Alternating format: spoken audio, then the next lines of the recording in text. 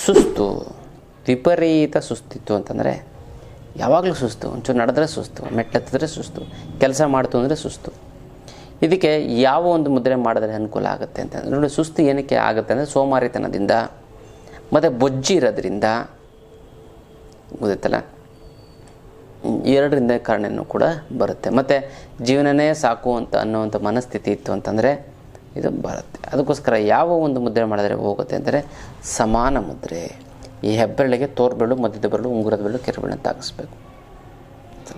ಈ ಸಮಾನ ಮುದ್ರೆಯನ್ನು ನೀವು ಮಾಡ್ತು ಅಂತಂದರೆ ಸುಸ್ತು ಆಟೋಮೆಟಿಕ್ಕಾಗಿ ಕಡಿಮೆ ಆಗುತ್ತೆ, ಎಲ್ಲ ಹೊಟ್ಟೋಗ್ಬಿಡುತ್ತೆ, ತುಂಬ ಚೆನ್ನಾಗಾಗುತ್ತೆ, ತುಂಬ ಒಳ್ಳೆಯದಾಗ್ತಾ ಬರುತ್ತೆ. ಗೊತ್ತಲ್ಲ, ಇದು ವಿಶೇಷವಾದಂಥೊಂದು ಸುಸ್ತಿಗೆ ನಿವಾರಣೆ ಆಗುವಂಥ ಒಂದು ಮುದ್ರೆ. ಎಷ್ಟು ನಿಮಿಷ ಮಾಡಬೇಕು? ಕೇವಲ 5ರಿಂದ 6 ನಿಮಿಷ ಮಾಡಿ, ಸುಸ್ತು ಹೊಟ್ಟೋಗ್ಬಿಡುತ್ತೆ. ಬೆಳಗ್ಗೆ 5ರಿಂದ 6 ನಿಮಿಷ, ಸಾಯಂಕಾಲ ಒಂದು 5ರಿಂದ 6 ನಿಮಿಷ ಮಾಡಿ.